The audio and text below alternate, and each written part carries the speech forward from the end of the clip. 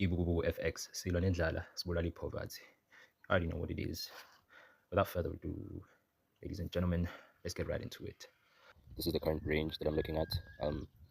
NQ, Dow Jones is right down here, below the 50% of this previous leg. NQ, we're right up at the top, like we're right here. Then we also have ES. We're almost at the 50%, but not so much down here. So I want to see S&P 500 and NQ get in sync with Dow Jones and come down to this portion of the previous leg. Yeah, there's a 4-hour precision candle right over here. That 4 a.m. candle. This is an up close candle, and at the same time we've got daily sequential SMT. There's a PSP 4-hour.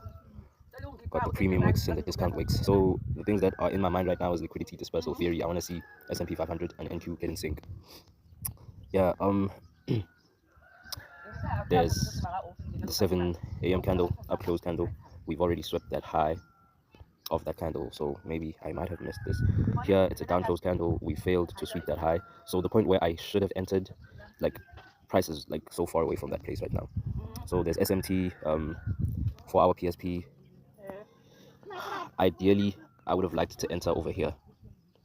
I'm gonna show you where I would have liked to enter. This is precisely where I would have liked to get my entry, right here. This is where I would have liked to get my entry, and price is just going down. If price doesn't retrace to give me another chance, I don't know. Hey, drinking alcohol is not good, man. So I might have missed it, but I might have not. Price might be eluding me right now, being confused. We've got that shift over here, the inverse fair value gap, so we might not see price go back up to this location, this point right here. We might not see price come back, but if price does come back here, then I'll be looking to get my shift in market structures. You know, maybe this is the shift in market structure. Maybe we should be entering here. I don't know, but yeah. Okay, so yeah, price is at the level that I needed to be at. Now I just need the drill to go on. There's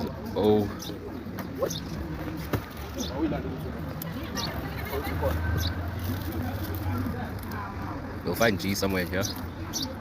R is the initial leg. That's where I'm officially going to be invalidated for London session specifically.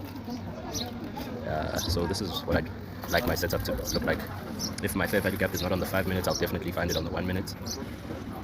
And yeah, so these are the levels that I'm just waiting to break. Oh shit, it's just going higher.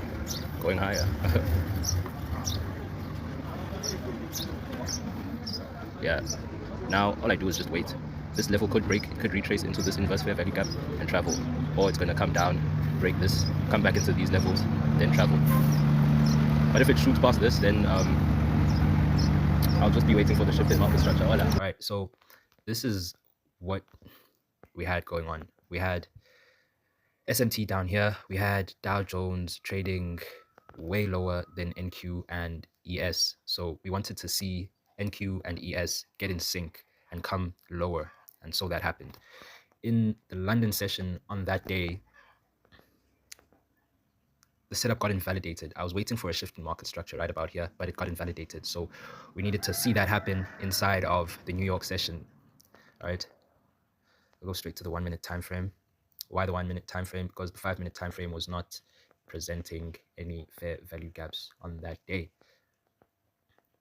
Okay, so this is where it officially happened. We had our shift in market structure and a return into the fair value gap, hence this entry right here. And this was also anchored by a 1 hour precision candle.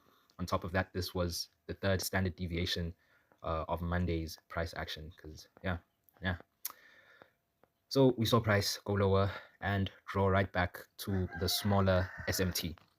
This was our magneto effect in play, and as well as liquidity dispersal theory. Yep. So we saw price come down and draw right back to our level.